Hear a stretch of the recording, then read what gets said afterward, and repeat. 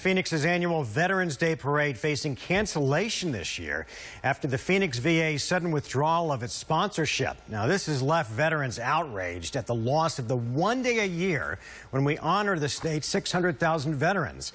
New tonight, Bram Resnick went to the VA for answers. Mark, 200,000 people watch this parade every year, but volunteer organizers say the VA is taking away the one person who makes the parade run.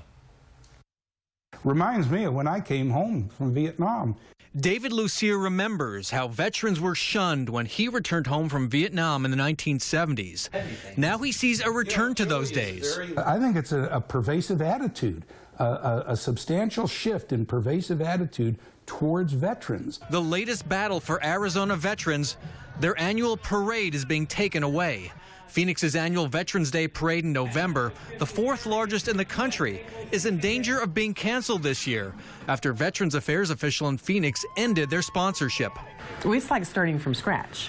So it is highly doubtful we would be able to pull off a parade this year. Catherine Brooks leads the volunteer group that raises money for the parade. She says the loss of VA sponsorship meant the loss of the woman who's led the parade's volunteer committee for 15 years. Former VA spokeswoman Paula Pedene. We have 12 musical groups. It's a big loss, and we are not permitted to talk with Paula about anything. The Phoenix VA demoted Pedene last December amidst an investigation of an alleged security breach. We'd have to bring Paula back in the loop. We can't take Paula out of the loop and have a successful parade this year. The VA really has to sit down with the veterans community and iron this thing out.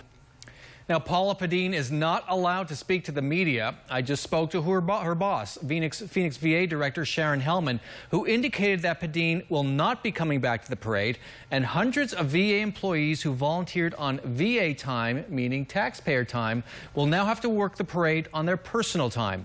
Hellman says the VA's priority has to be health care. Any support that we have given the parade and other community events is something that I look at every year to ensure that our taxpayer dollars are spent wisely. And so that is one of the reasons why we want to make sure this is not a competing priority for any of the staff and that they know that health care access for veterans is #1. Catherine Brooks urges vets and others to write or call your members of Congress, Arizona senators, or the Secretary of Veterans Affairs to find a way to make the parade happen this year. Bram Resnick,